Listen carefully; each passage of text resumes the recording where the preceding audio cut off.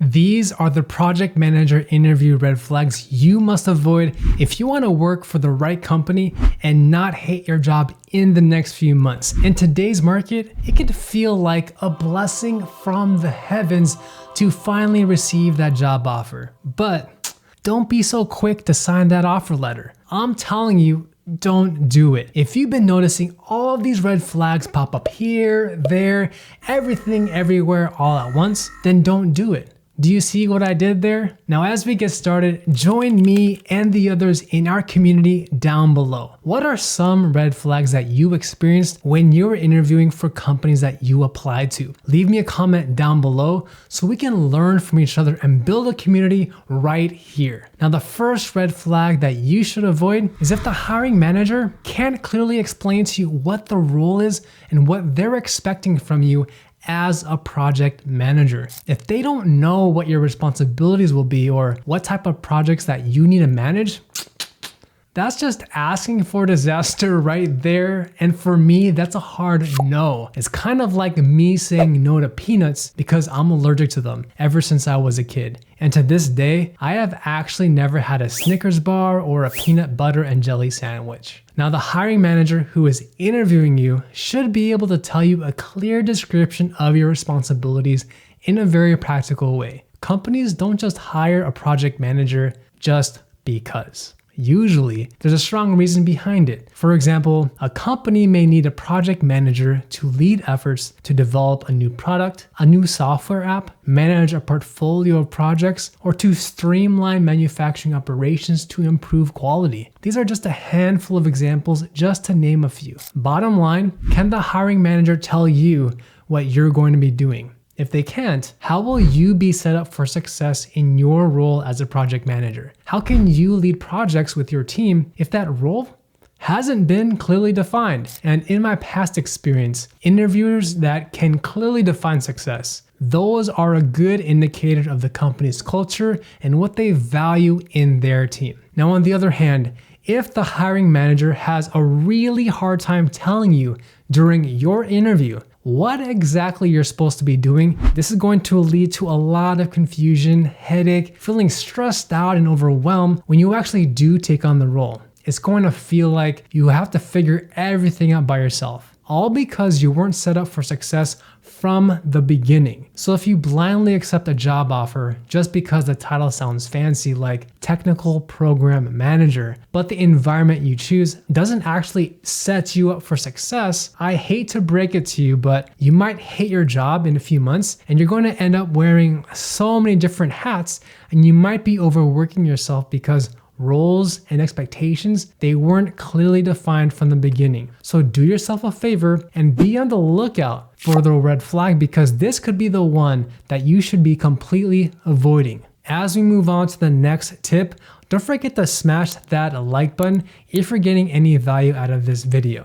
It inspires me to keep creating high quality content just like this. Now, the second red flag is if you hear your interviewers talk about their work culture and it sounds workaholic. It sounds like everyone is expected to go above and beyond their role every day and to wear multiple hats to get the job done. And from my previous experience, this is usually secret code for, hey, you're going to be working more than 60 hours a week, and most people, they usually leave the office between 5 to 7 p.m. Just a fair bit of warning here. And then when you do accept a job offer, don't be surprised if you end up having to work more than 12 hours a day. You already knew what you were signing yourself up for when you heard the stories during your interview. It's kind of like when you're eating at a restaurant and you've already finished that entire ribeye steak with mashed potatoes and their truffle french fries. You've already been thinking and drinking quite a bit.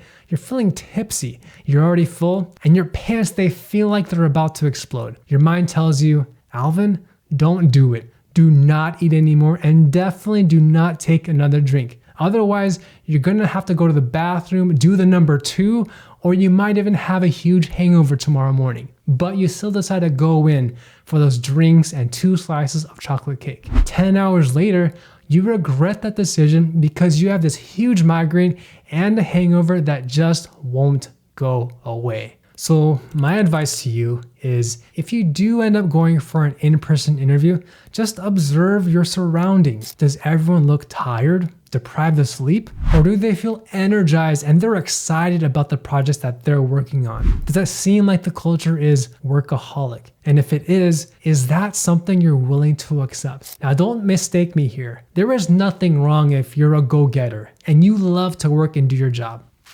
Heck, I'm the same way. However, if the company expects that you're going to continuously work night shifts or take on multiple different roles because the company is all about quote unquote being part of a family, this might translate to having to work long hours and being underpaid for all of the hard work that you're doing. If this is a company that you truly want to work for as a project manager, then you need to make sure that you pass their interview questions. And I have a free guide that will help you ace your interview. You can download my free project manager interview cheat sheet at alvinthepm.com/interview so you can ace your project manager interview the easy way. Now, the third red flag that you should avoid is if the position or that department you're applying to has a high turnover rate. Question for you: would you want to work for a company where almost everyone keeps quitting in their first year? Probably not, right? It might be a sign that something's a little bit off in that department. Maybe